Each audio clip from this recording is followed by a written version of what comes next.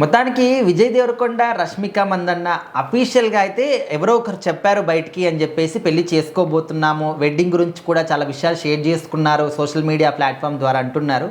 మరి వీళ్ళిద్దరిలో ఎవరు చెప్పారు? నిజంగా పెళ్లి జరుగుతుందా అంటే ఏం చెప్తారు? సో ఖచ్చితంగా విజయ్ దేవరకొండ, రష్మిక గారి మ్యారేజ్ చుట్టూ అయితే చాలా సోషల్ మీడియాలో విపరీతంగా టాక్ నడుస్తుంది.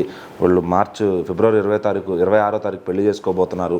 సో ఇంకా అయిపోయింది, మొత్తం ఇండస్ట్రీలో సెలబ్రిటీస్ మాత్రమే వెళ్తారు, బయట వాళ్ళకి కాల్ లేదు, చాలా సీక్రెట్గా చేసుకుంటున్నారని చెప్పి. సో దీనిపైన హీరో కానీ హీరోయిన్ కానీ ఎటువంటి అప్డేట్ ఇవ్వలేదు. మరి వీళ్ళ పెళ్లి జరుగుతుందా లేదా, అంత రూమర్సా ఏంటి అని చెప్పి. మరి రీసెంట్గా వాళ్ళిద్దరూ ఒకే కార్లో కూడా వెళ్ళడం, ట్రావెలింగ్ చేయడం, సో పెళ్లి పనుల్లోనే బిజీగా ఉన్నారని చెప్పి రాస్తూనే ఉన్నారు వార్తలు. సో ఎక్కడ క్లారిటీ అయితే వీళ్ళు ఇవ్వలేదన్నమాట.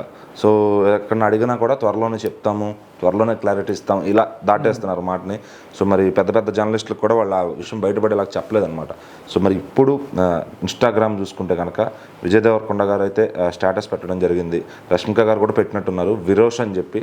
సో ఏంట్రా విరోష్ అంటే ఒక మ్యాటర్, ఆ మ్యాటర్లో ఇన్వైట్ చేశారనమాట.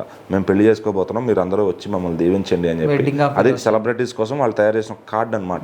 దాంట్లో వాళ్ళ పేరు విరోష్ అని పెట్టుకున్నారు. సో అంటే బయట జనాలు కూడా ఇప్పుడు ఈ మధ్యన మనం ఇద్దరు అబ్బాయి అమ్మాయి ఎవరైతే సెలబ్రిటీస్ ఉంటారో వాళ్ళిద్దరిలోంచి కొంచెం కొంచెం పేరుని తీసుకుని అలా పెట్టుకుంటారనమాట.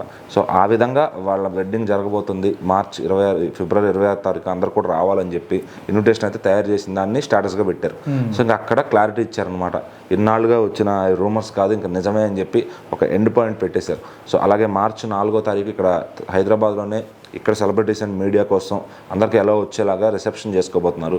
సో మరి పెళ్లి కంటెంట్ ఎవరు ఇస్తారు అంటే కనుక దానిపైన ఇంకా ఇది జరుగుతుంది అనమాట. ఎందుకంటే పెళ్లి ముందుగా ఎవరికి చూపించట్లేదు, సీక్రెట్గా జరుగుతుంది కాబట్టి అక్కడ ఉన్న క్వాలిటీ విజువల్స్ అండ్ ఫొటోస్ అవన్నీ కూడా ఒక సంస్థకి ఇస్తుంటే తెలుస్తుంది.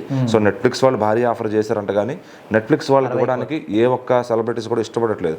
ఎందుకంటే నెట్ఫ్లిక్స్లో అట్లా ఇస్తే అదేదో మన పెళ్లిని కమర్షియల్ చేసేసారని జనం అనుకుంటారని చెప్పి సో ఎవరు కూడా ఇవ్వడానికి ఇష్టపడట్లేదు అనమాట. ఒక ఈవెంట్ ఆర్గనైజర్స్ ఎవరైతే ఉంటారో వాళ్ళకి పర్సనల్గా ఇచ్చినట్టు తెలుస్తుంది. సో అది త్వరలో పెళ్లి రిసెప్షన్ అంతా అయిపోయిన తర్వాత కొన్ని రోజులకి ఎప్పుడో బయటకు వస్తాయి అనమాట విజువల్స్ అన్నీ కూడా.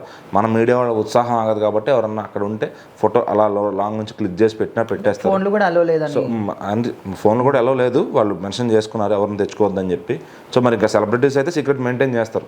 ఎవరైతే ఎవరో ఒకళ్ళు ఉంటారు కదా లీక్ చేయాలని ఉత్సాహవంతులు, సో వాళ్ళ ద్వారా ఫోటో బయటకు రావచ్చు. వాళ్ళ ఫ్యామిలీ పర్సన్స్ ఎవరైనా తెలియకుండా తీసినా కూడా బయటకు రావచ్చు. సో అట్లా అది వచ్చేదైతే ఆగదనమాట. ఆ ఒక్క ఫోటో చూడటానికి చాలా మంది ఆరాటపడుతూ ఉంటారు కాబట్టి సో ఏదో ఒక సంస్థ ద్వారా ఆ ఫోటోలు అయితే బయటకు వస్తాయి. సో దానికోసం మరి ఫ్యాన్స్ ఎవరు వాళ్ళని ప్రెజర్ పెట్టద్దని కూడా చాలా మంది ఇప్పటికే వాళ్ళ సర్కిల్స్లో చెప్పినట్టు తెలుస్తుంది.